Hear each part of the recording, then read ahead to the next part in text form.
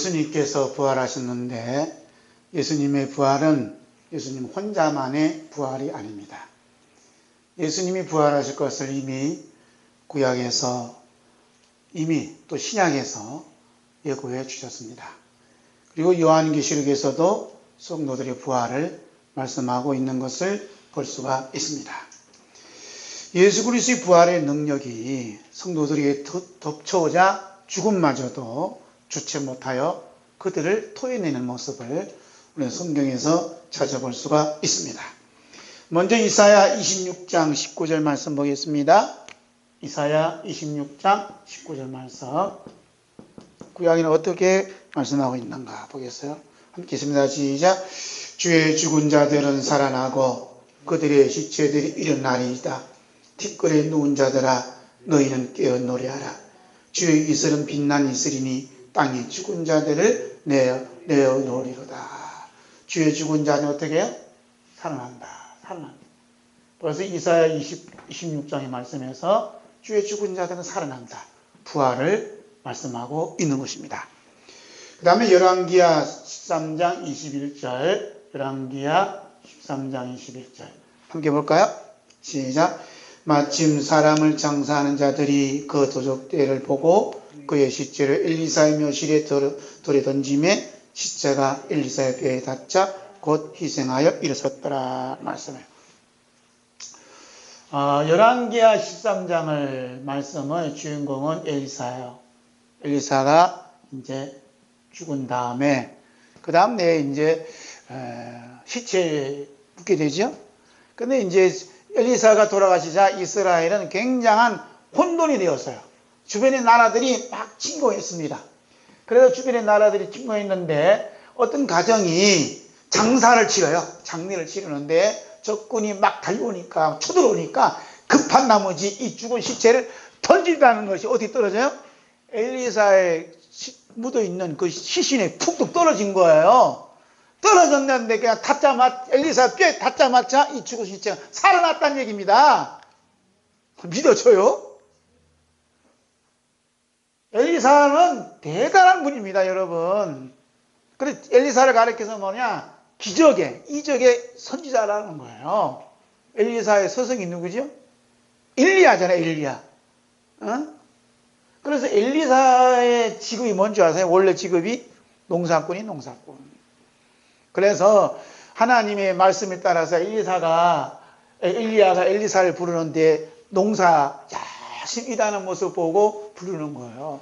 그때 부름을 받을 때 엘리사의 나이가 추정하기를 25이라 이렇게 보는 겁니다. 그리고 나서 불렀는데 이제 막상 이제 가져가고 부모들하고 친척들하고 이제 헤어져야 될 거 아니에요? 그렇지 않아요? 헤어질 때 그냥 헤어진 게 아니에요. 요즘으로 말하면 신학교 가더라도 그냥 신학교 간 게 아니니까요. 뭐 하는지 아세요? 동네 사람 다 불러 모아갖고 큰 잔치를 벌였어요. 소 몇 마리 잡았냐면 2마리 잡았어. 소 2마리. 지나가다 보면 농촌 지나가다 보면 오늘 소 잡는 날 해갖고 간방 붙이는 데 있어요. 산대도 있잖아요. 소 잡는 날. 몇 마리 잡았는데 2마리 잡았다니까요. 그리고 엘리사의 집안이 농부지만 굉장히 부자라는 얘기예요. 그런데 경우가 있고 양반 집안이야. 그러나 이제부터 이 모든 세상 다 끊고 엘리야 선생님 따라가겠습니다 하고 선포식이 뭐냐? 큰 잔치를 벌린 겁니다. 대단해요, 안 해요? 참 신학교 간다고 누가 소 2마리 잡았다는 소식 들어봤어요? 안 들어봤어요. 어느 목사님이 자기 아들 후계자로 이제 또 이렇게 목사 된다니까 전 교인을 위해서 잔치 벌린 그 목사님 얘기 들어봤어요? 없습니다. 최초로 잔치 벌린 사람이 누구냐? 엘리사 아버지가 한 거예요. 그 엘리사 아버지는 뭐 얼마나 영특한지 모르지요. 우리 아들 신학교 간다니까 소 2마리 잡았다니까요. 큰 잔치 벌렸다니까요. 요즘으로 하면. 그 다음에 엘리사가 얼마나 능력이 많으냐. 수님 여인이 아들이 없다니까. 그래서 아들이 없다니까 기도해달라는 거예요. 그러니까 엘리사가 그러냐? 해갖고 이제 아들을 낳으리라 이렇게 이제 축복을 했어요. 근데 1년 만에 아이를 낳았어요. 낳았어요, 아들을. 안 좋아요? 기분 좋지요. 참 엘리사 낳냐, 아이 못 낳는 여인은 아이 낳게 한다니까.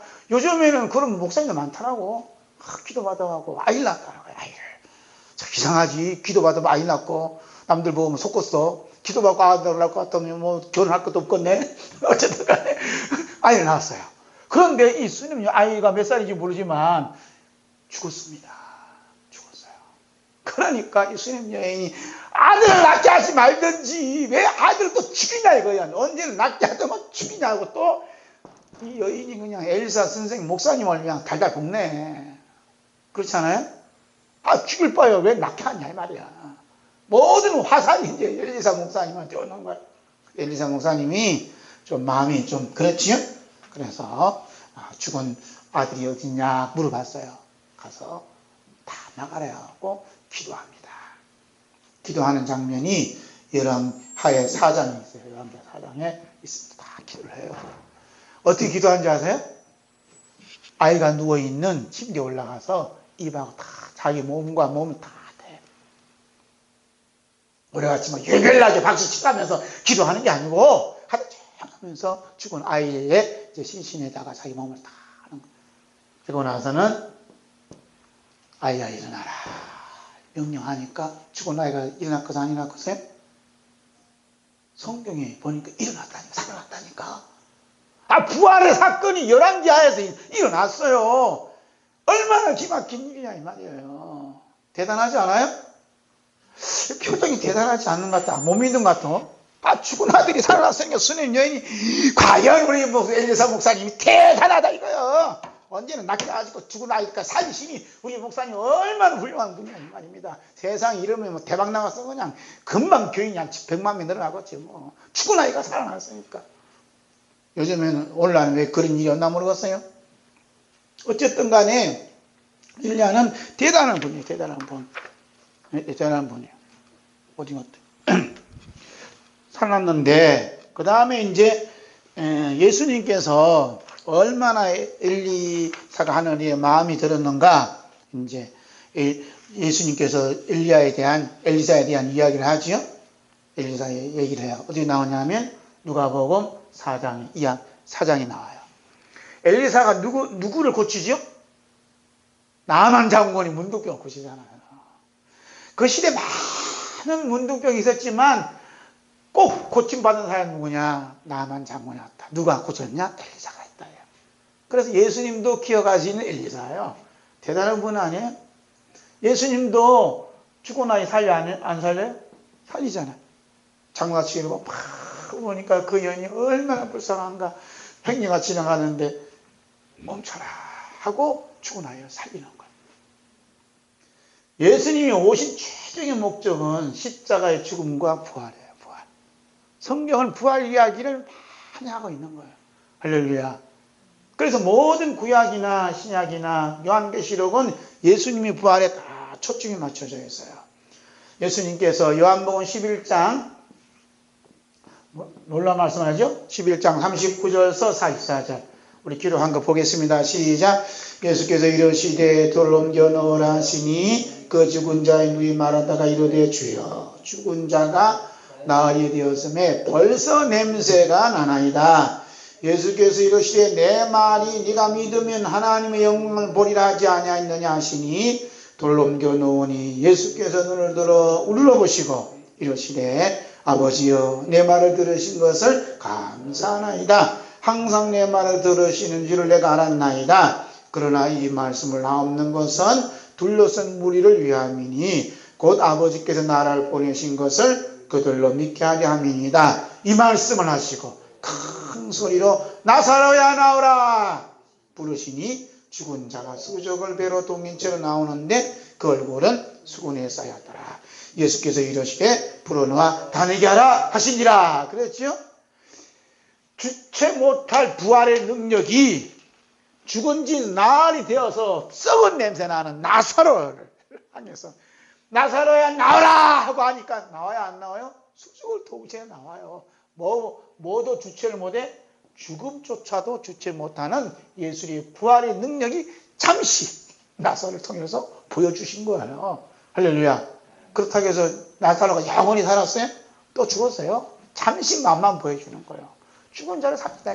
예, 예수님이 장차 어떻게 죽은 지 또 3일 만에 부활할 것을 믿음을 심어주는 거죠. 그런데 예수님이 돌아가신 다음에 3일 만에 부활한다 한 것을 믿은 사람 있었어요? 없었어요? 아무도 없었어요. 베드로도 안 믿었습니다. 예수님 사랑했던 마리아도 안 믿었어요. 그러니까 예수님이 부활은 인간의 힘으로 또 인간이 아무리 가르쳐줘도 믿을 수 없는 겁니다. 요즘 뭐 오늘 부활 아침이라니까 예수님 부활 믿으니까 다 아멘하죠. 그런데 예수님 너 부활 믿냐? 그러면 직장에서 나가라. 그러면 믿겠다 하고서 안 믿겠다 하고서요? 나에게 편안하게 믿지만 예수님 부활 때문에 순교당하는 입장 놓여진다면 안 믿겠다 하는 사람이 대부분입니다. 예수님의 부활은 성령님이 믿게 해주셔야 믿게 되어 있는 거예요. 할렐루야. 그런 분이 부활의 능력이 주체를 못해. 뭐까지? 죽음조차도. 예? 죽음조차도. 예수님께서 부활의 능력이 죽은 나사로의 무덤에 잠자던 성도들 덮쳐오자 주체를 못 하잖아요. 그래서 예수님이 죽으실 때도 어떻게 해요? 무덤에서 잠자다는데 일어나요? 안 일어나요? 마태복음 27장 50절에서 54절 함께 보겠습니다. 시작. 예수께서 다시 크게 소리 지르시고 영원히 떠나시니라. 이에 성소 위장 위로부터 아래까지 찢어져 둘이 되고 땅이 진동하며 바위가 터지고 무덤들이 열리며 작은 성도들이 몸이 많이 일어나되 예수의 부활 후에 그들이 무덤에 나와서 거룩한 성에 들어가 많은 사람에게 보이니라. 백부장과 및 함께 예수를 지키던 자들이 지진과 그 일어난 일들을 보고 심히 두려워하여 이르되 이는 진실로 하나님의 아들이었도다 하니라. 예수님께서 십자가에 달려 죽으신 다음에 어떤 일이 벌어졌어요? 진동하며 바위가 터지고 무덤들이 열렸다. 작은 성도들이 몸이 많이 났다. 누구의 몸이 났어요? 성도의 몸이 많이 났어요. 예수님의 십자가의 죽음과 동시에 그 무덤들이 열렸다는 거예요. 많은 성도들이 살아났다는 겁니다. 예수님이 부활하신 후에 그 부활한 성도들과 함께 다시 성전에 들어갔다는 얘기예요. 이 놀라운 사건이 벌어졌다는 여러분 믿어줘요? 참 엘리사의 뼈에 닿았던 시체가 살아나듯이 예수님이 죽으시자 많은 무리들이 다 살아난 거예요. 그래서 예루살렘 성전에 가면 그 옆에 무덤들이 많이 있습니다. 봤어요? 왜냐? 메시아가 오시면 이 무덤 속에 조상들이 무덤이 다 부활한다는 거예요. 그 소망 가지고 지금도 그 예루살렘 거기에 묻히려고 많은 사람들이 애를 쓴다니까. 네, 예수님이 십자가에 못 박히고 돌아가신 다음에 무덤들이 열리고 했다는 거예요. 살았다는 거예요. 그 유대인들이 지금까지 믿고 있는 거예요. 우리는 안 믿고 있지만. 요한계시록 20장 4절에서 5절 보겠어요. 요한계시록 20장 4절에서 5절 함께 읽겠습니다. 시작. 또 내가 보자들을 보니 거기 앉은 자들이 있어 심판하는 권세를 받았더라. 또 내가 보니 예수를 증언함과 하나님의 말씀 때문에 목뱀을 당한 자들이 영혼들과 또 짐승과 그의 우상에 경배하지 아니하고 그들이 이마와 손에 그의 표를 받지 않은 자들이 살아서 그리스도와 더불어 천년 동안 왕노릇하니 그 나머지 죽은 자들은 그 천년이 차기까지 살지 못하더라. 이는 첫째 부활이라. 그랬죠? 사도 요한이 밤모습을 봤는데 첫째 부활에 참여한 자들이 있었다는 거예요. 첫째 부활에. 요한계시록은 부활을 특별히 다루고 있어요. 특별히 다룬다니까요. 첫째 부활이 있다는 얘기는 또 무슨 부활이 있어요? 둘째 부활이 있다는 거예요. 이것은 다음에 말씀드리고. 어쨌든 부활에 참여한 사람이 누구냐? 예수님을 증언하고 하나님의 말씀 때문에 뭐라 그래요? 말씀 때문에 뭐라 그래요? 말씀 때문에 뭐라 복받았다 그래요? 말씀 때문에 복받은 사람이 아니라 목배임을 받은 사람이 순교한 사람들이 살아서 그 영혼이 살아서 천년 동안 왕노릇 된다는 거예요. 말씀 때문에 축복받은 사람들은 여기에 부활에 참여한 아무도 없습니다. 말씀 때문에 목배임을 받은 사람들이에요. 예? 말씀 때문에 목배임 받은 사람이 축복받은 사람이라니까. 말씀 때문에 내가 이만큼 부자 됐다는 사람 다 지옥 갑니다. 왜? 성경에 천국 가는 사람 중에 말씀 때문에 복 받은 사람 아무도 없으니까. 첫째 부활에 참여한 사람은요, 말씀이 딱 기록하길 말씀 때문에 순교당한 사람, 죽임을 당한 사람만 첫째 부활에 참여했다니 말입니다. 그 다음에 누가 했다 그래? 짐승과 그의 우상에 경배하지 않은 자들, 그들의 이마에와 손에 짐승표를 받지 않은 자들, 그들이 어떻게 했다는 거예요? 죽었다는 겁니다. 왜? 살아서 그랬다면, 살기 전에 뭐가 있었다는 얘기예요? 죽었다는 거예요. 지금 죽지 않으면요, 부활에 참여할 수가 없어요. 부활에 참여한 사람들은 죽은 사람만 다 참석하는 거야. 참여할 수 있어요. 복 받은 사람은 여기 자리가 없어요. 우리가 뭔가 지금 잘못되어 가는 것 같아. 잘못되어 가고 있는 거예요. 예수님을 증언하면요, 목빔을 당한다니까요. 그런 환경을 지금 우리나라에 만들어 주려고 하나님 열심히 좀 일하고 계신다니까. 말씀 때문에 목빔을 받은 환경을 하나님 만들어 주셔요. 그런 신대가 지금 우리 눈앞에 있습니다. 세계 곳곳에서는 그런 나라들이 많이 있어요. 특히 공산국가 아래에서, 그 다음에 이슬람국 국가 아래에서 예수님을 증언하고 하나님 말씀 때문에, 십자가 때문에 목배 받는 사람이 많이 있어요. 많이 있어요. 요한계시록은 부활의 첫 열매가 되신 예수님이 부활하신 다음에 따라서 그 열매, 부활 첫 열매에 그 다음 열매 쭉 맺힌 분들이, 그 참여한 사람들이 이야기가 뭐냐? 요한계시록 이야기예요. 할렐루야. 예? 그래, 죽지 않으면 뭐 예수님 부활에 요한계시록에 들어올 수가 없지요. 요한계시록 들어왔던 사람들은 참 예수님 첫째 부활이잖아요. 첫 열매잖아요. 그 다음에 다 붙어 있다니까. 지금 여기 다 이렇게 다 붙어 있어. 붙어 있으니까 뭐가 되게? 딱 포도송이잖아요. 다 붙어 있는 거예요. 예수님 부활의 첫 열매고, 그 다음 우리라잖아요. 그 다음 붙은 자라.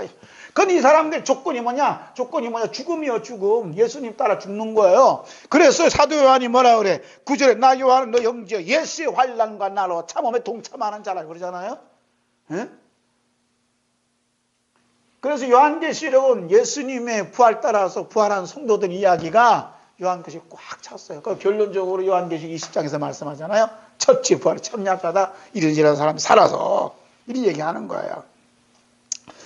그렇다면 그 부활의 능력 내부에 무엇이 들어있길래, 예수님의 부활의 능력에 무엇이 들어있길래 성도들 하여금 부활의 능력이 그들 속에서 폭발하도록 역사하셨는가 하는 게 이제 오늘 말씀의 제일 중요한 것 아닌가요?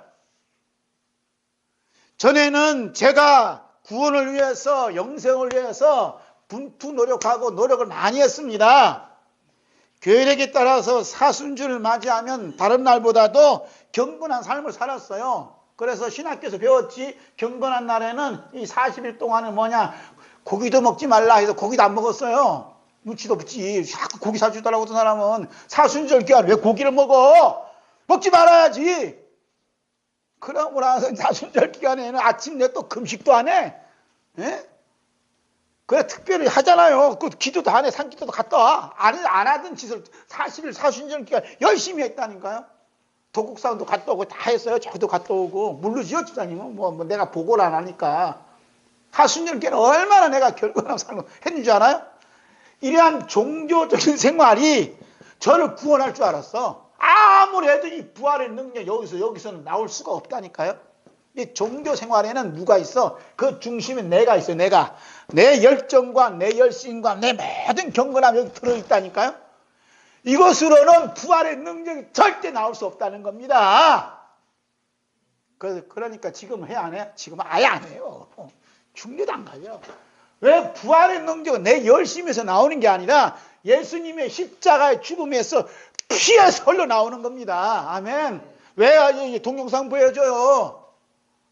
제가 설명할 수 없잖아요. 그건 의사가 설명하고 역사학자가 설명하잖아요. 얼마나 잘 설명하냐. 뭉클하잖아. 또 가슴에 그냥 뭐 뭉클해지잖아요. 예수님이 십자가 받았다는 게 말로 하는 게 아니란 말이야. 에? 말로 하는 게 아니야. 몸으로 하시잖아요. 예수님 몸으로 하시잖아요.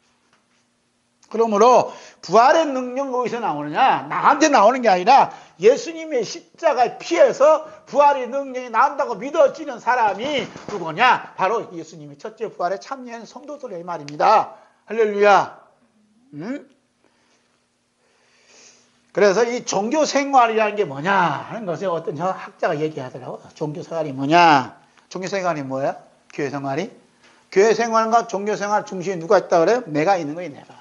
그 제가 만들어 놨잖아요. 교회죠. 종교생, 교회 생활 이렇게 해야 됩니다. 열심히 해야 됩니다. 거기 내가 있는 거예요. 그런데 막상 어려움이 닥쳐오면 종교생활 뭐고 다 허시장 같이 버려버려요. 소용없어요. 한국 교회에 어마어마한 환란이 바람이 불어오면 어떻게 하겠어?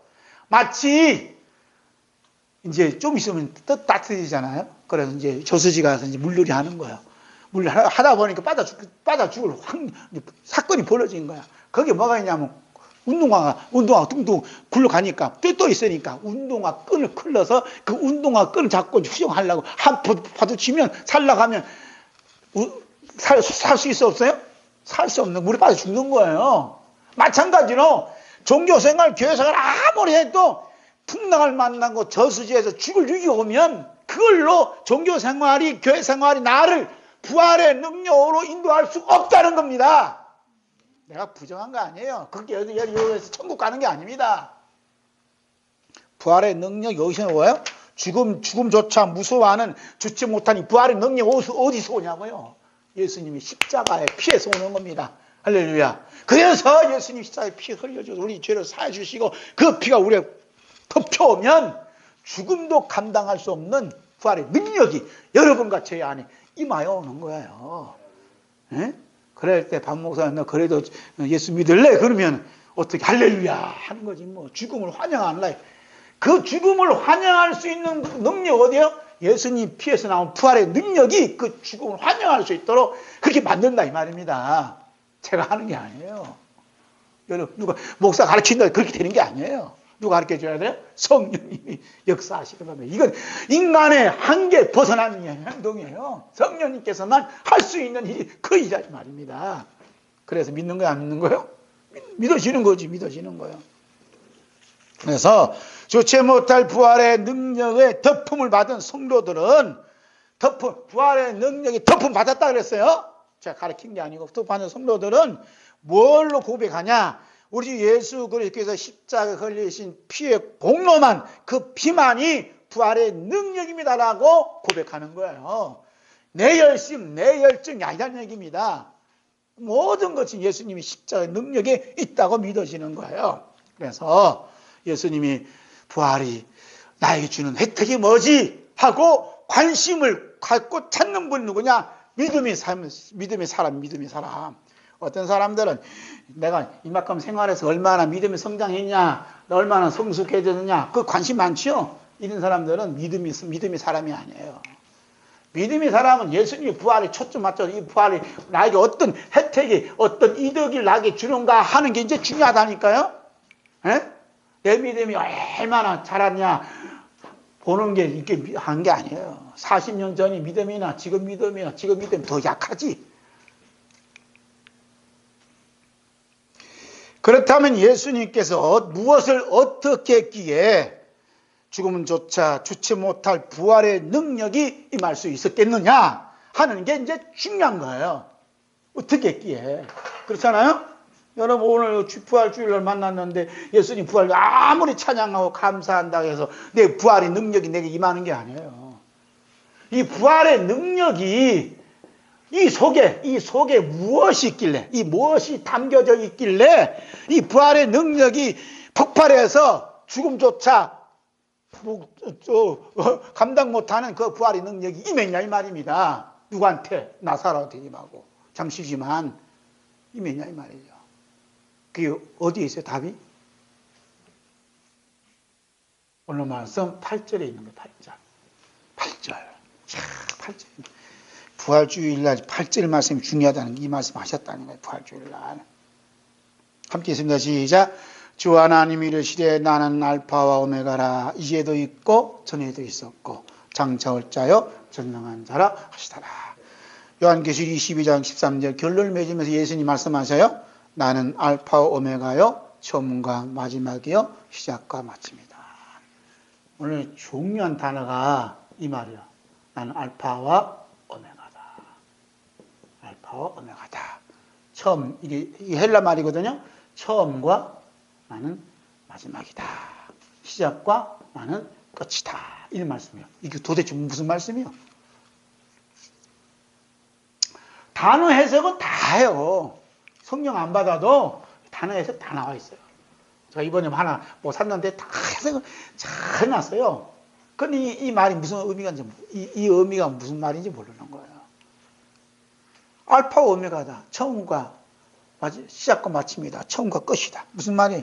이제도 있었고 전에도 있었고 장차 올 자 전능한 자다. 그 다음에 나는 알파 오메가다. 처음과 마지막이다. 시작과 마침이다. 예수님이 그렇게 말씀하면 이 말씀이 무슨 말씀이냐 이거예요. 좀 고민 좀 해봅시다. 자, 우리는 처음 있고 이제 마지막 있잖아요. 마지막이 있고 시작이 있고 마침이 있어요. 그럼 뭐래? 내 나중은 시작은 미약하나 나중에 뭐요? 창대하리라. 누가 한 말이에요? 누가 한 말이에요? 예수님 한 말이 아니에요. 이건 마귀가 한 말이에요. 에? 성경 기록되어 있다는 다 하나님 말씀인 줄 아는데 욥기에 보니 자세히 보세요. 욥이 한 말이라 이게 욥을 와서 하는 작가리 하는 거예요. 우리 생각이 뭐냐? 우리는 뭐냐? 마귀의 속성이 들어앉아 있어갖고 처음에는 약하지만 나중에는 창대하리라. 점점 성장하고 점점 성숙하고 점점 좋아지기를 바라는 것이 우리의 마음이에요. 우리 말씀께서 처음에는 2명 시작했다, 4명 시작했다, 지금 몇십 갔다가 이렇게 1000명 된다. 이렇게 예를 들어서 1000명이란 말 안 해요? 방송 듣는 사람은 오해하지 마세요. 이렇게 교회가 성장하는 것이 올바른 성장이다. 이렇게 보는 겁니다. 그래, 안 그래요? 10평 아파트에서, 10평 집에 살다가 지금 40평 아파트 사는 것이 축복받았다. 이 생각하잖아요. 그래, 아닙니까? 에? 그런데 예수님은 나는 알파와 오메가다. 처음과 나중이다. 시작 끝이다. 하는 말씀은 처음이나 나중이나 뭐요? 똑같다. 따라요. 똑같다. 동일하다. 누가 보면 진짜 한 명도 없다 하겠네. 교인 한 명도 없다 하겠어. 따라하세요. 동일하다. 처음과 나중에 똑같다는 겁니다. 제가 한 말이 아니고 말씀이 기록하고 있어요. 볼까요? 히브리서 13장 8절. 히브리서 13장 8절 함께 있습니다. 시작. 시작. 예수 그리스도는 어제나 오늘이나 영원토록 동일하십니다. 그러죠? 예수 그리스도는 어제나 오늘이나 영원토록 어떻게? 동일하다 그랬어요. 요한계시록 22장에서 예수님 뭐라 그래요? 나는 알파와 오메가다. 그렇죠? 나는 알파와 오메가다. 처음과 마지막이다. 시작과 마침이다. 그랬죠? 그건 히브리서에 뭐라 그래요? 난 예수 그리스도는 어제나 오늘이나 영원토록 어떻게? 동일한 분이다. 그 말이에요. 동일하신 분. 똑같아요. 그러니까 동일하다는 말씀이 있기 때문에 우리가 처음부터 못하나 지금 처음부터 못하나 잘못되어지나 예를 들어서 살아가는 약해제나 설파할 필요가 있어 없어요? 설파할 필요가 없어요. 왜? 영원토록 동일하신 분이 예수 그리스도 안에 우리가 있기 때문에 설파할 필요 없어요. 교인이 좀 떨어지나 헌금 숫자가 떨어지나 액수가 떨어져도 근심 걱정할 필요 없어요. 동일하니까. 동일하신 분이 계시니까. 예? 뭐 교인 숫자가 많고 교회가 큰 데는 걱정이 많아요. 이거 오늘 헌금 얼마 들어왔지? 이게 이제 관심 초점이에요. 왜? 교회 운영해야 되고 또 구목사 또 누구도 월급도 줘야 되고 자기도 가져가야 되니까. 그래 안 그래요? 제가 부목사 시작 때 많이 들었다니까.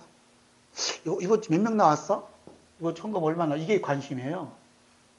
저도 관심 가졌고 그래서 적어놓잖아요. 몇 명 나오고 헌금 얼마 하고 사람들이 영혼에 관심이 없는 거예요. 응? 그래서 숫자가 줄어들면 어떻게 돼? 근심 걱정하고 다 볶잖아요. 아니, 박 목사 부활주일, 다음 주 부활주일인데, 부활주일날 헌금 많이 나오게끔 설교를 해야지. 그렇게 설교하고 다음 주 부활주일날 헌금 나오겠어? 그러시더라고요. 다음 주일날 부활주일인데 그렇게 설교하고 헌금 나오겠냐 이 말이에요. 제 설교 말씀 듣고, 제 설교 듣고 헌금 나오겠어요? 사람들이 관심이 딴 데가 있다니까요. 처음과 나중, 예수님께서 동일한 분이에요. 예수님은 헌금 나오면 관심이 없어요. 동일한 분이에요. 동일한. 같다 이 말, 처음 같다 이 말이야. 근데 그것이 근거 어디 있느냐 하는 얘기죠. 동일한 근거 어디냐면 하나님의 약속이 있어요. 따라합시다. 하나님의 약속. 하나님이 약속된 말씀에 영원토록 동일하신 분, 알파와 오메가라는 분이 여기 하나님 약속에 담겨져 있어요. 그래서 하나님의 약속에 의해서 주체 못할 부활의 능력이 성도들에게 임하는 거예요. 네? 자, 보세요. 그럼 하나님 약속이 어디 있어요? 하나님의 약속의 핵심 어디냐면 창세기 3장 15절이 있습니다. 성경의 모든 열쇠는 여기에 있는 거예요. 볼까요? 창세기 3장 15절 16절 시작. 내가 너로 여자와 원수가 되게 하고 내 후손도 여자의 후손과 원수가 되게 하느니 여자의 후손은 내 머리는 상하게 하시오 너는 그의 발꿈치를 상하게 할 것이다. 누구 얘기가 나와요? 네? 뱀 얘기가 나오죠. 뱀이 나오고 여자가 나와요. 그죠? 오늘 이 말씀은 여기 풀이는 거야. 부활의 능력이 주체 못할 부활의 능력이 어디서 나오냐? 그 뿌리는 여기서 나온다니까. 이거 잘 들으셔야 돼요. 그 다음에 뱀이 있고 여자가 나왔고 뱀이 누가 있어요? 뭐라 그래요? 후손이 있고 그 다음에 여자의 후손이 있다 그래요. 예? 그러면 대부분의 성경에 해석하신 분들은 여자의 후손은 누구라고 생각해요 지금? 예수님이에요. 예수님으로 생각하는 거예요. 그래서 이 뱀이 하는 일이 뭐냐? 이 여자의 후손을 어떻게? 여자의 후손에 어떻게 그래요? 여자의 발꿈치를 문다는 거예요. 이 뱀이. 그다음에 여자의 후손은 뱀의 성경은 점잖게 머리에 있지만 저는 대가리를 깨부신다는 얘기예요. 뱀의 머리가 어디 있어? 뱀의 대가리지. 그냥 그래요. 뱀이 뭐 사람이야. 뱀 대가리가 뱀 머리님 그러니 어디서 뱀 대가리 깨부시라 그러지. 그냥 그래요. 그래서 여자의 후손이 뭐냐면 뱀 대가리 박살내고 뱀의 후손은 뭐냐면 여자의 후손이 발꿈치를 문다니까요. 이게 하나님 약속이요. 그래서 이 털로 이게 뭐냐면 요즘은 뭐라면 로드맵이라고 어디 유식한 말로 쓰더라고. 로드맵이래. 로드맵이라는 게 있어. 회사 가면 로드맵이래야. 무식한 말, 유식한 말로 로드맵. 그만이 모르죠? 이 회사에 어떤 계획과 앞으로 장래와 어떤 절차를 쓸 것인가 그 로드맵을 다 있어요. 설계도가 다 나와 있는 거야. 응? 그게 로드맵이래. 그래서 프로젝트를 한번 내놔라 이러잖아요. 회사 가면 프로젝트를 내놔라 설명하잖아요. 이 상품이 어떻게 개발하고 어떻게 하고 소비자에 얼마나 호응이 있으면 우리 회사에 얼마나 이익을 가져주냐 하는 것이 로드맵이에요. 그러니까 하나님께서 이 로드맵이 총 집합이 어디냐? 창세기 3장 15절에 있는 거예요. 어떻게 하면 부활의 능력이 성도들에게 덮쳐오느냐? 예수님의 부활의 능력이 성도들에게 덮쳐와서 이 첫째 부활하신 예수님 앞에 붙을 수 있게 하느냐 하는 것이 로드맵이 어디 있냐? 창세기 3장 15절에 있다는 얘기입니다. 이렇게 얘기해놓고 또 모르는 거예요. 이제 이해를 못하는 거죠. 응? 로드맵을 다 해주는 이 어디냐면 여기 있는 거예요. 처음 그래서 알파와 오메가 되신다. 처음과 나중은 시작과 되신다. 전에도 있었고 장정을 하나님이 하면서 이렇게 말씀하시는 거예요. 예? 이하고 오늘하고 무슨 관계 있어요? 근데 깊은 관계가 있다는 것을 볼 수가 있습니다. 그러므로 하나님의 약속은 인간들의 행동에 의해서 영향을 끼쳐요, 안 끼쳐요? 영향을 받지도 않고 인간들의 어떤 행동에 의해서 이 하나님 약속이 성장하고 또 퇴보하고 이런 경우는 절대 없습니다. 하나님의 약속은 3000년 전이나 2000년 전이나 6000년 전이나 앞으로 1000년 후에나 똑같이 동일하게 진행하고 있어요. 네?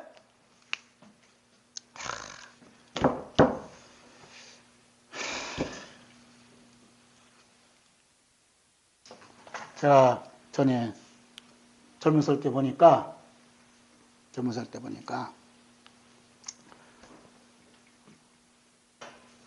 젊을 때보다 애기 때지 뭐. 이렇게 소쿠리가 있어요. 소쿠리가 있어요. 우리 장모님이 소쿠리에다 이고 밭에 일하는 사람한테 찾아왔어요. 아니, 우리 박사님 그러죠. 박사님 옛날에 남촌서 밭에서 일했을 거 아니에요. 그 소쿠리에다가 담고 뭘 담고 하잖아요. 점심 식사 하시라고 담고 하잖아요. 그래서 보리밥도 나오고 김치도 있고 깨 무슨 있고 반찬이 그렇게 담고 하잖아요. 이렇게 담고 하잖아요. 그래 안 그래요? 예? 치마 둘러가면서 그냥 엉덩이 흔들면서 가잖아요. 무겁게. 그러면 그냥 이 어머님이 가져오시냐고 또 내려드리고 그렇게 해보세요. 안 해보셨어요? 양반집에 살아주셔갖고 그런 일이 없었구나. 한단 말이에요. 그러니까 하나님 약속이 뭐냐면 속구리요, 속구리. 여기 누가 있어요? 뱀이 후손도 있고 뱀도 있고 뱀이 후손도 있고 여기 여자도 있고 여자 후손이 여기 담겨져 있어. 하나님께서 시대마다 그 사람을 다 옮겨가는 거예요. 지금 속구리. 하나님의 약속의 속구리요, 속구리 안에 함께 담은 거. 그러니까 하나님 약속 안에는 뱀도 있고 여자도 있다니까요. 하나님 속구리 안에는 마귀도 있고 예수 그리스도 여기 함께 공존하는 거예요. 예? 하나님 약속 속구리는. 그러니까 어떻게 피할 수가 없는 겁니다. 어떤 사람들 그래요. 이 교회 아니면 저기가 평안이 있는 줄 알고 그 교회 그 속구리 안에 또 마귀 새끼도 있고 또 있다니까. 여자의 우선, 남자의 우선, 뱀의 우선은요 어디 떠나갈 수 없어. 하나님 약속 속구리 하나님께 다 예정을 해놓고 묶어놨기 때문에 어떤지 감이 다 있는 거예요. 우리나라 떠나서 얘기 못 사겠다. 미국 가면 또 약속이 속구리 가는 약속이 속구리 또 간다니까. 거기 보면 뱀도 있고 여자 후손도 있고 다 있는 거예요. 예? 그런 얘기도 하잖아요. 요즘 이혼율이 많아져. 그 중년 이혼율이 많아져. 그 이혼해갖고 나중에 자기 눈에 맞아갖고 또 맞아 살아. 그 사람 또 이혼 안 해? 또 마찬가지로 또 뱀이 후손 또 있다니까. 참 신기한 건 이 약속에 하나님 약속에 속구리 여기 다 담겨져 있어요. 중요한 건 뭐냐? 우리나 쟤나 여러분이나 나는 하나님의 약속의 속구리 안에 이미 들어와 있네라고 믿어지는 사람. 이 사람이 누구냐? 축복받은 사람이에요. 할렐루야. 그래서 내가 여기에 있는 것은 뭘 하기 위해 있는 거예요?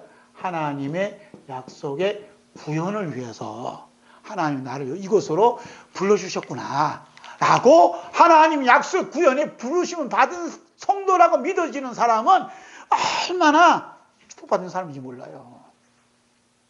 표정 보니까 안 그런 것 같아? 두 분이 만난 것은 하나님 약속의 구현에 위해서 만난 거예요. 만난 것은 예? 만난 것은.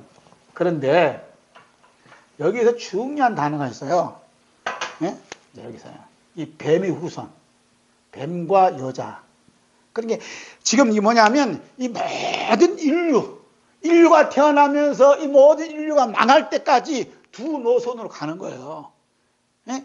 뱀과 여자와 이 맨날 전쟁이 벌어지는 거예요. 그 전쟁. 응? 근데 뱀의 우선하고 여자의 우선이 있는데 이 여자의 우선은 누구라고요? 예수 그리스도. 그 뱀의 우선은 누구예요? 그러면 첫 아담 후손들이에요. 첫 아담 후손. 그러니까 지금 예수 그리스도는 몇 명이? 예수 그리스도는 혼자예요, 혼자. 여기는 모든 인류예요. 근데 모든 인류가 누구를 공격하고 있어요? 예수님을 공격하고 있는 거예요. 네? 아셨어요? 모든 인류가 여기에 누가 있냐 하면 나도 있어요. 나도. 1차적으로 나요. 뱀의 우선이 누구냐 하면 나야, 나.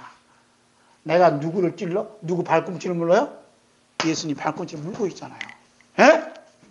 예수님의 발꿈치를 무는 그게 뭐라 그러냐면 이것이 십자가의 죽음이요. 죽음이요. 예? 예수님의 발꿈치를 문 게, 예수님의 발꿈치를 문 게 죽음이, 십자가 죽음이라니까요? 환란이고. 그러면 뱀의 대가리 쳐 부신 게 뭐예요? 이게 부활이 부활. 이게 부활이야.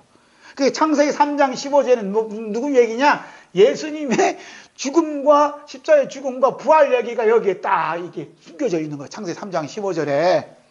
그러니까 지금 하나님의 약속의 구현은 이 속구리에는 뭐냐? 딱 두 가지. 예수님의 죽음과 부활이 여기 딱 들어있는 거야. 부활처럼 계속 이루어지는 거야. 그래서 시대마다 가정마다 어느 순간마다 누구를 증거하고 있냐면 예수님 십자가의 죽음과 부활을 증거하고 있는 겁니다. 지금. 그래서 예수님 뭐라 그래요? 내 증인이야. 내 증인. 성령 임하시면 내 증인. 예수님이 증인으로 살아요. 어떤 증인이냐? 예수님이 십자가의 죽음에, 어떤 이는 죽음의 증인이 되고 어떤 사람은 부활의 증인으로 살아가는 거예요.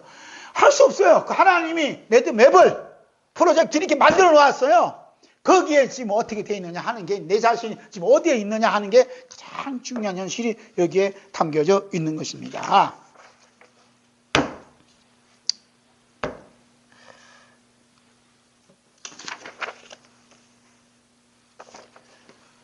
자, 우리는 어디 있다 그래요? 우리는 뭐예요?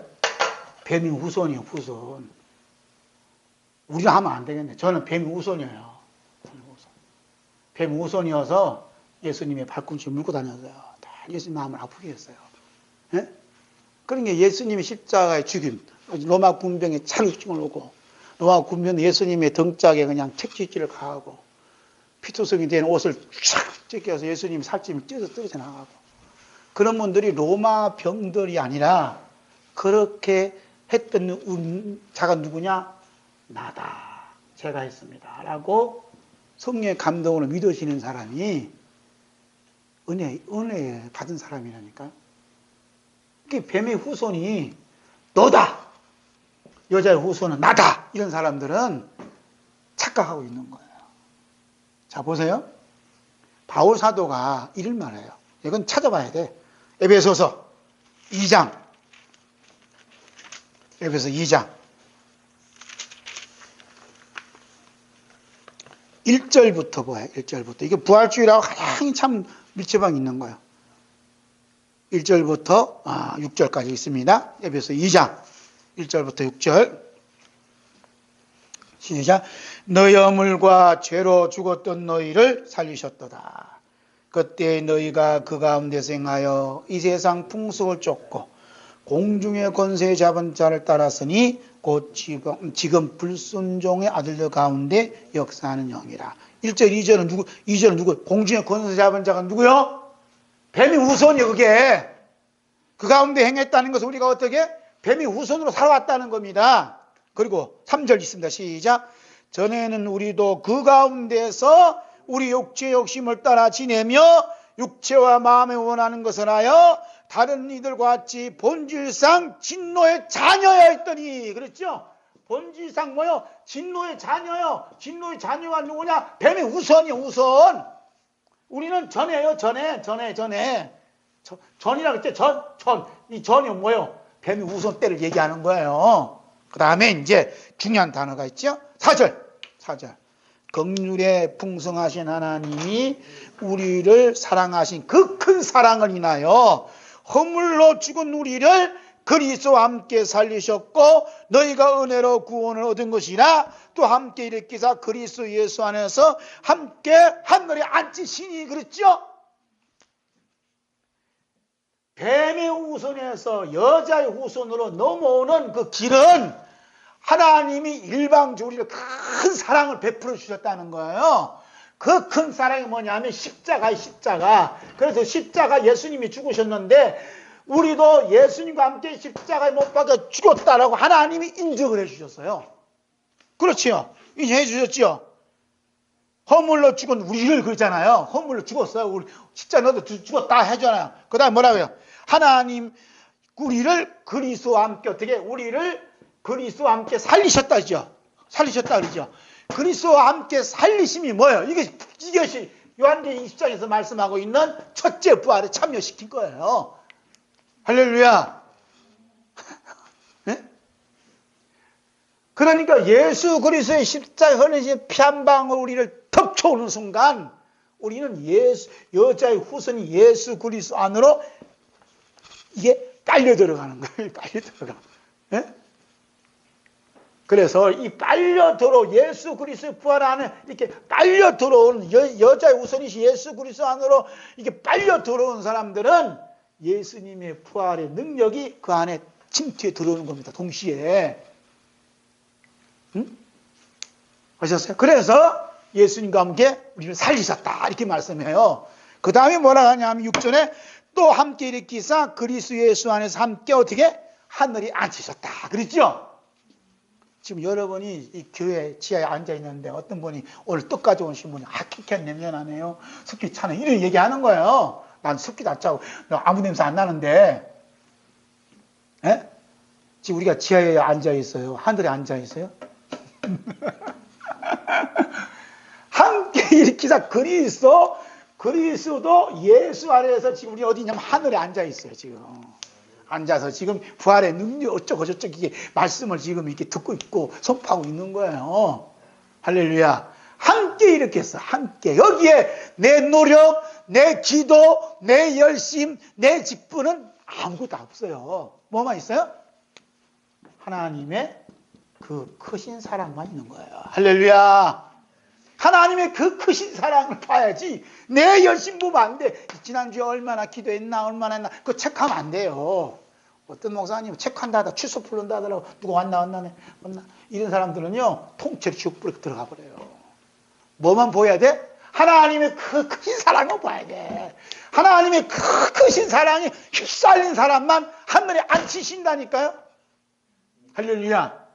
그러니까 일단적으로 우리는 전에는 살았던 삶이 있는 거예요. 예수님이 십자가 만나기 이전에는 누구 자식이냐? 뱀의 자식이라니까. 그래서 예수님이 유대인들을 향해서 뭐라? 네 조상은 마귀다 그러잖아요. 네 애비는 마귀다 그러잖아요. 왜? 뱀의 후손 새끼들이에요. 뱀의 후손은 근본적으로 뭐냐면 누구를 핍박하게 돼 있어요? 예수님을 발꿈치 물게 돼 있다니까. 하나님 레드맵에 딱 만들어 놨어. 그러면 예수님의 십자가 피로 말미암아 하나님 그 큰 사랑을 입어서 예수님과 함께 허물 십자가 못 박아 죽고 그 다음에 예수님과 함께 부활된 신 첫째 부활에 참여한 사람들은 그 부활의 혜택이 오늘 우리에게 어떻게 와 닿냐 이 말이에요. 어떻게 와 닿아요? 축복으로 와 닿아요? 건강으로 와 닿아요? 행복으로 와 닿아요? 오늘 내가 교회 오는데 어떤 사람이 오는데 선생님 가장 행복하셔야 하고 전도지를 주더라고. 전도지 행복. 가장 행복이 찾아와요? 어떻게? 예수님과 함께 부활에 참여한 성도는 그 부활의 그 혜택이 나에게 뭘로 와닿냐 이 말이에요. 네? 성경에 바울사도, 베드로, 마태, 누가 예수님의 제자들이 쫙 기록되어 있는데 그냥 형식으로 기록된 건 줄 아세요? 그분들이 우리 신앙의 모델이에요. 천국 가는 사람들은 하나님 나라에 가는 사람들이 모델들은 이러이러한 사람들이다라고 펼쳐진 데가 성경이라니까요. 그러니까 예수님의 부활에 흡수되어서 예수님의 주체할 수 있는 부활의 능력을 받은 사람들이 그 부활 능력에 참여하고 그 부활이 나에게 어떤 혜택, 어떤 축복으로 와닿느냐 하는 게 관심을 가져야 되잖아요. 그것이 잘못돼갖고 또 축복이나 번영이나 이래서 자기 가진 행복이 가면 돼야 안 돼요? 이건 마귀가 주는 유혹이에요, 이게. 성경은 그런 일이 없어요. 또 하나 준비해놨어요. 보세요.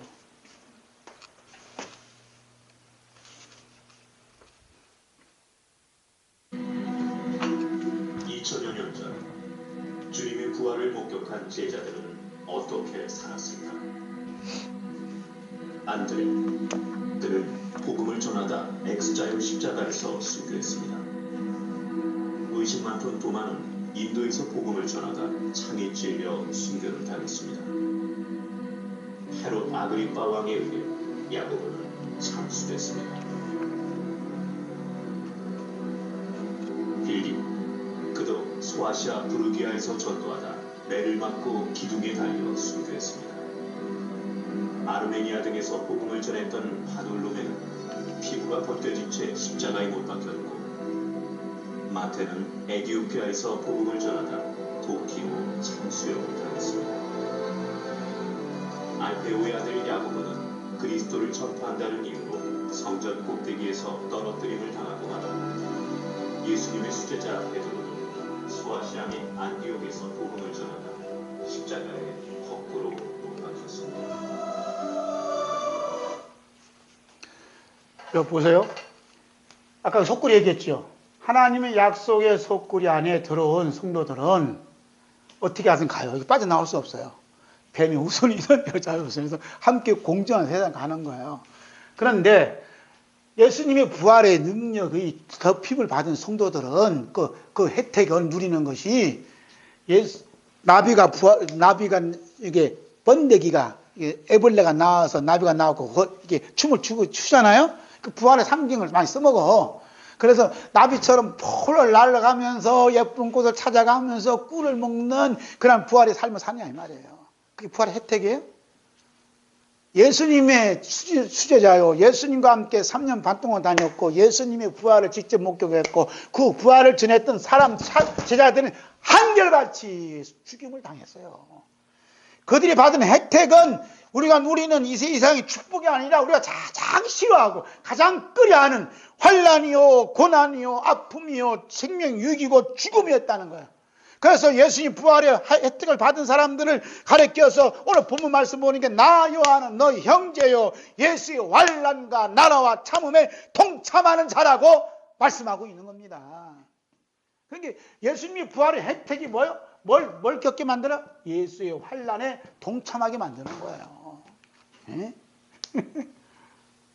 우리가 생각하는 것하고 전혀 달라는 거예요. 여러분 오늘 예수님 부활하셨습니다. 예수님의 부활의 소식을 기쁘게 전하시다라고 저한테도 문자가 왔어요. 예수님의 부활의 기쁜 소식 전 받은 사람들은 전부 다 죽습니다.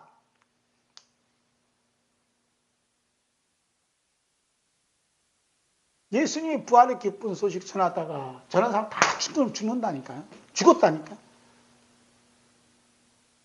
계란 주면서 예수님 부활을 전합니다. 계란 주면서. 얼마나 교회가 타락했으면 그렇게 할 거냐 이 말이에요. 그래 오늘 부활주일하고 떡도 가져왔는데 참 마음이 아파. 왜 떡을 가져왔나 싶어. 예수님 기쁜 소식을 전하는 거예요? 부활의 기쁨을? 예수님이 부활은 곧 죽음이에요. 부활을 전하다가 다 죽임 당한다니까요. 가짜 부활을 전가하니까 안 죽고 앉아있는 거지. 동영상 봤듯이 이분들은 다 제자들이 예수님 부활 전가하다 다 죽임 당한 거예요. 예수님 부활 기쁜 소식 전하다가 무슨 그런 귀신 신하나 까만 소리냐 죽어라 하고 그냥 가죽을 벗겨서 그냥 십자가에 못 박아 죽여버리잖아요.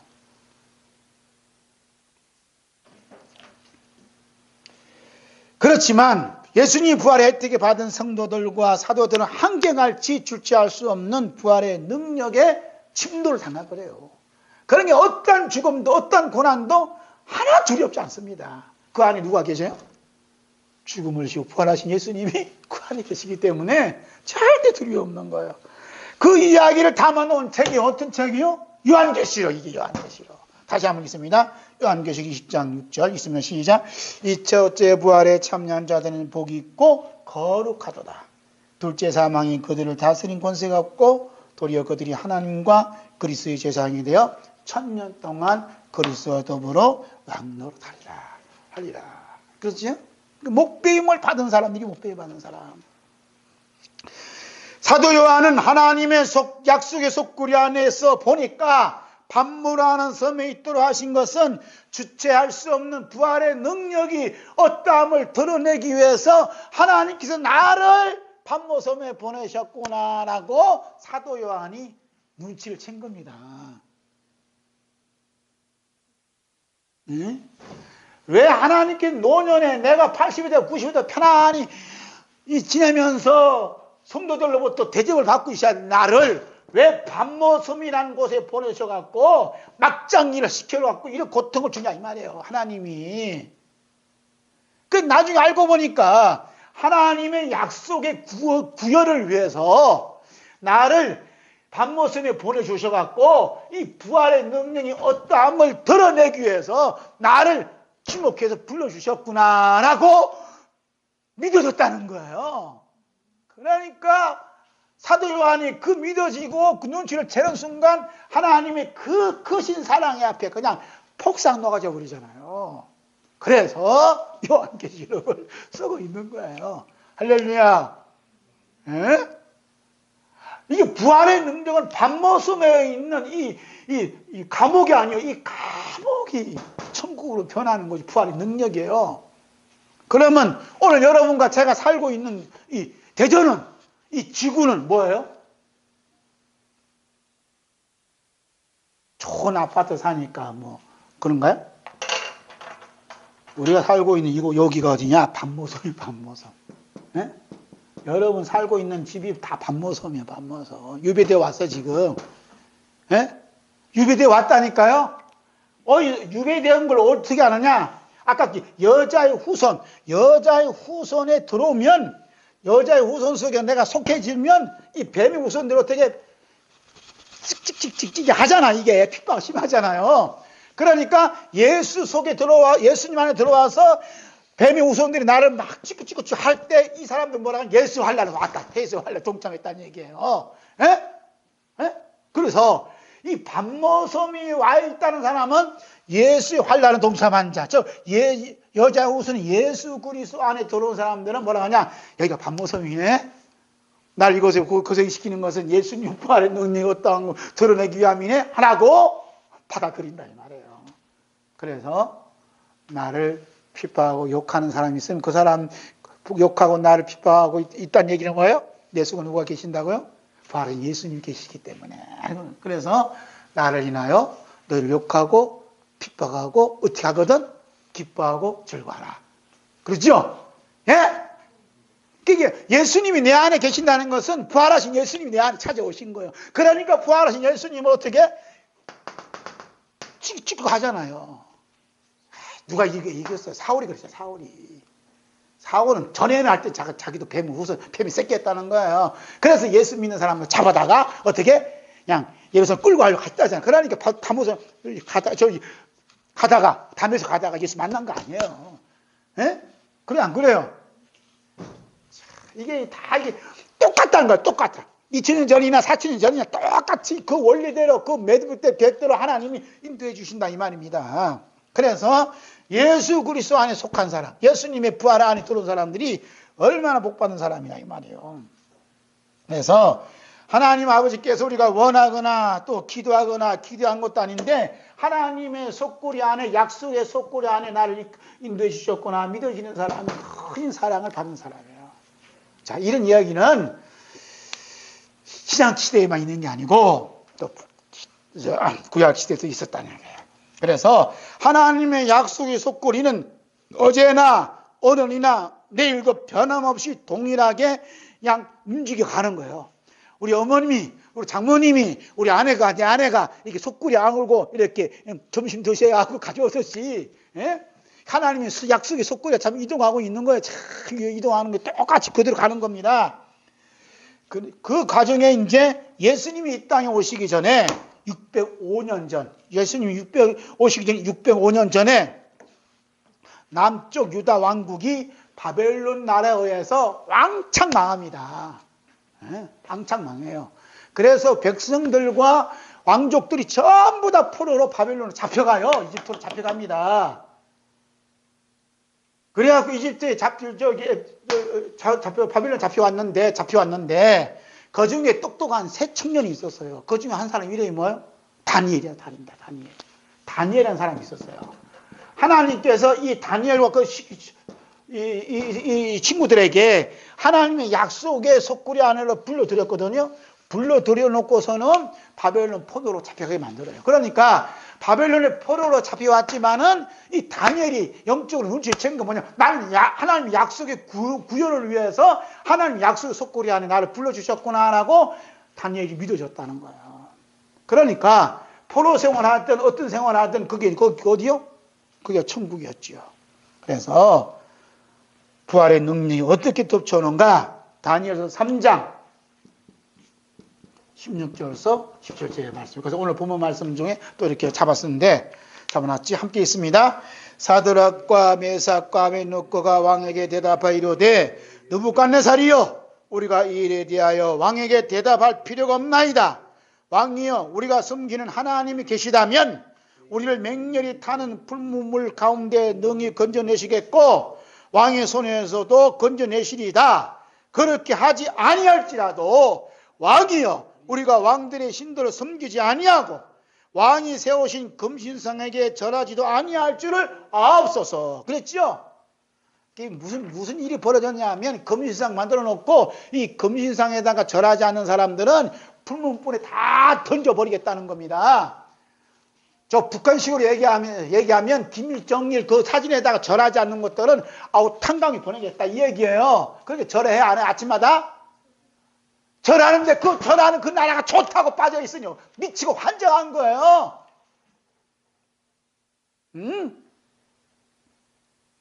지금 다니엘 젊은 나이에 바벨론 그 나라에도 이 금신상 있죠. 금신상 느부갓네살 이 상을 만들어 놓고 절하지 않으면 다 한다는 거예요. 그러니까 지금 광주에서는 북한에 수학여행 보내달라고 학생들 보내달라고 지금 청원했다며.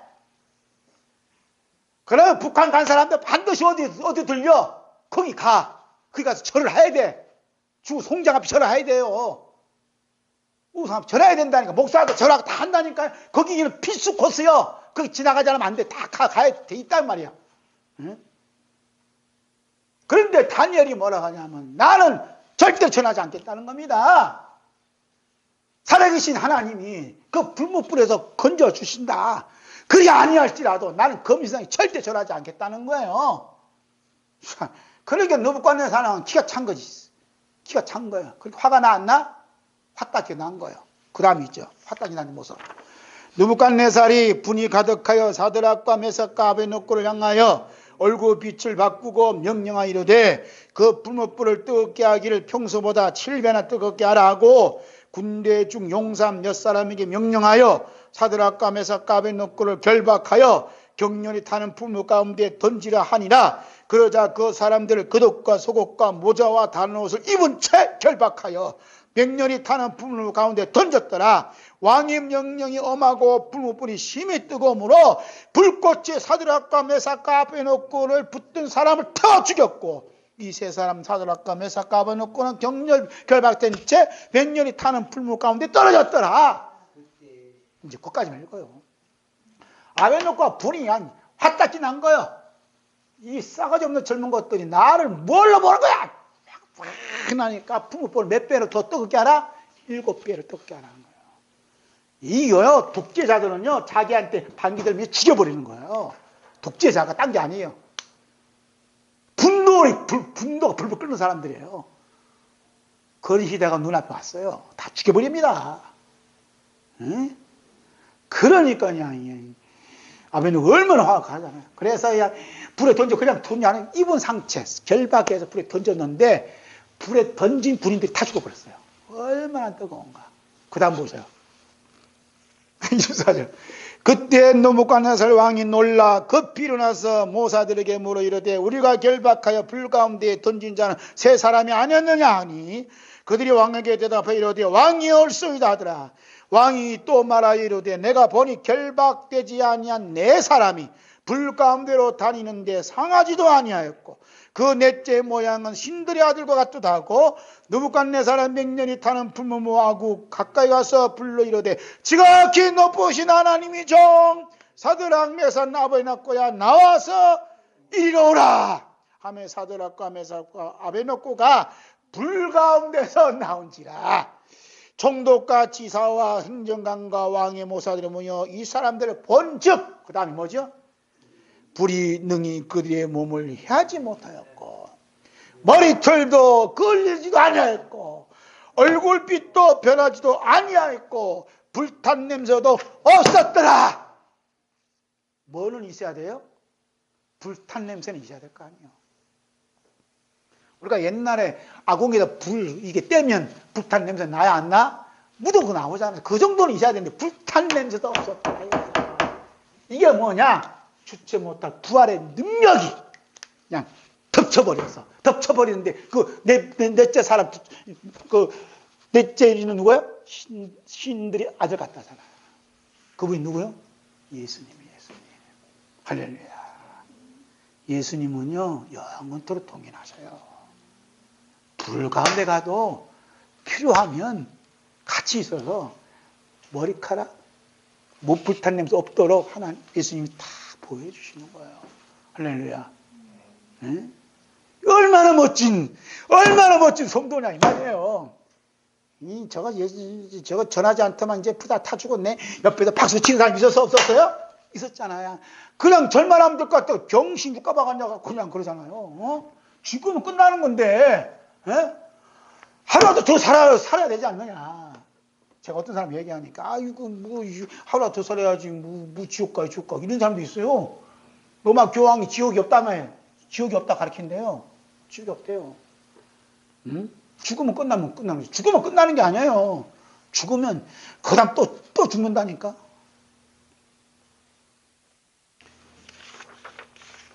하나님의 약속의 속거리 안에서 보면 뱀의 후손은 누구요? 느부갓네살. 그럼 여자의 후손은 누구요? 다니엘이에요. 다니엘. 그래서 다니엘은 여자의 후손 속에 들어와 있다니까요.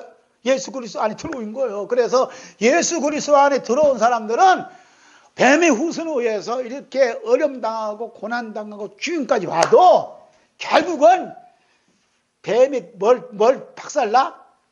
뱀의 대가리 박살을 시키잖아. 그게 뭐요? 느부갓네살이 놀래잖아요. 벌떡 일어나 보니까 다 죽어야 할 인간 3명이 한 사람 더 껴있네. 그래 놀래잖아요. 그렇게 살아계신 뭐라 그래? 지극히 높으신 하나님의 종 그러잖아. 부르잖아. 지극히 높으신 하나님의 종이래. 얼마나 아부합니까? 그게 뭐요? 이 뱀의 대가리를 깨부신 거예요. 느부갓네살 입장에서는 자기보다 높으신 없거든요. 그런데 불 가운데 나오는 이 새 청년 보자 그냥 꼬리 팍 내려버리잖아요. 박살난 거니까 이게 박살났다는 거예요. 그런 소쿠리가 시대마다 하나님께서 들고서 지금 일하고 계신다니까. 그 시스템으로. 그 내가 지금 어디에 속했느냐 하는 게 중요한 거예요. 그래서 예수 그리스도의 십자가 피를 통해서 오는 사람들은 어디에 지금 여자의 후손이 있어서 그래서 외롭고 힘든 거예요. 예수님인데 외로움 당했으니까 또 당해야 되고 예수님이 배고픔을 당했으니까 나도 당해야 돼. 왜? 예수 그리스도 안에 계시니까. 할렐루야. 이런 하나님의 약속의 속구리는 시대마다 사람마다 이동하여 하나님의 약속을 실현시키고 있습니다. 주체 못할 부활의 능력은 어떤 것으로도 끊을 수 없는 예수 그리스도의 사랑이에요. 하나님의 사랑이에요. 성령님의 사랑이에요. 할렐루야. 바울사도 그랬잖아요. 로마서 8장 11절 붙어 있습니다. 시작. 예수를 죽은 자 가운데서 살리신 영이 너희 안에 거하시면 그래서 예수를 죽은 자 가운데서 살리시니가 너희 안에 거하시는 그 영으로 말미암아 너희 죽을 몸도 살리신다. 예수를 죽은 자 가운데서 살리신 이의 영이 너희 안에 거하시며 누구요?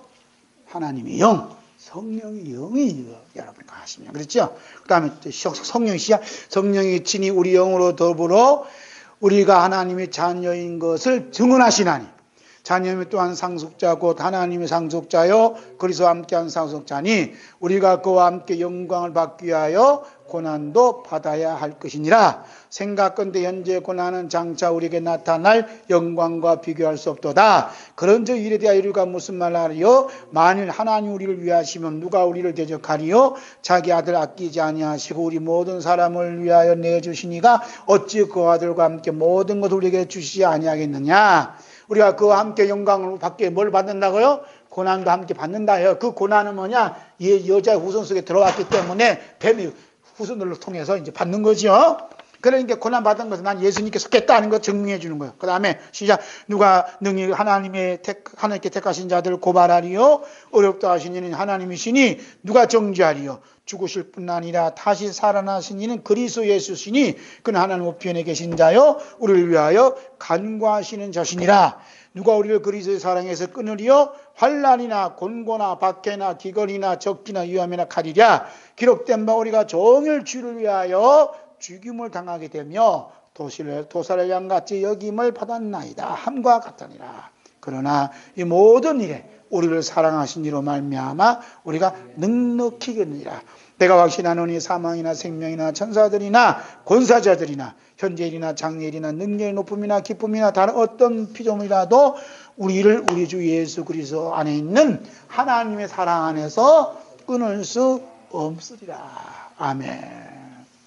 하나님의 약속의 속구리는 하나님의 그 주체 못할 부활의 능력은 하나님의 죽음조차 끊을 수 없는 하나님의 사랑이에요. 성령님의 사랑이에요. 예수님이 사랑이에요. 오늘 우리가 이 살아있는 이 자세 자체가 예수님 하나님 우편에서 여러분 한 사람을 위해서 기도하시는 예수님의 기도 덕분에 살아가는 거예요. 할렐루야.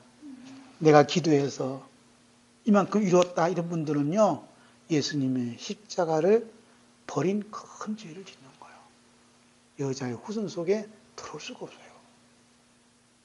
뱀의 후손에 머물 수밖에 없어요. 주체 못할 부활의 능력이 사도 요한을 하여금 이런 고백을 해요. 하나님의 말씀과 예수를 증언함을 따라 밤모섬에 살게 되었다. 밤모섬에 유비되었다라고 말씀하는 거예요. 여기서 보면 예수를 증언했다 그래요. 예수를 증언한 내용이 뭐죠? 자, 주보로 보겠습니다. 하나님께서 나에게 묻지도 아니하시고 창세전에 그리스도 안에서 우리를 택하여 하나님의 은혜의 풍성함을 따라 예수 그리스도의 피로 말미암아 속량함을 받았다. 죄사함을 받았다고 얘기하는 것이 예수님을 증언하는 거예요. 네? 예수 그리스도를 말미암아 하나님의 아들이 되었습니다라고 예수님을 증언하는 거예요. 묻지도 따지지 아니하시고 우리를 흑암의 권세 건져내셔서 하나님의 사랑의 아들을 나로 우리를 옮기셨습니다. 그것 때문에 목빔을 당하고 사도 요한이 유배되어 왔다는 거예요. 우리의 이름을 어린 양의 생명체에 기록해 주셨습니다. 우리를 어린 양 혼인잔치에 초청해 주셨습니다. 하나님의 뜨거운 사랑 우리를 첫째 부활에 참여시켜 주셨습니다.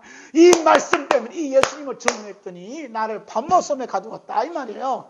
이 어려운 고난을 겪겠다. 그러니까 할렐루야 할렐루야. 오늘 우리들이 처한 모든 환경은 하나님의 약속의 속고리 안에 초대된 초청받은 모습이에요. 그래서 초청해 주셔서 뭘 나타내기 위해서 예수님의 부활의 능력이 어떠함을 드러내기 위해서 우리를 불러주셨음에 감사한 마음을 품는 게 예수님의 부활을 진심으로 감사하고 축하하는 부활 주의를 받는 성도의 모습입니다. 할렐루야.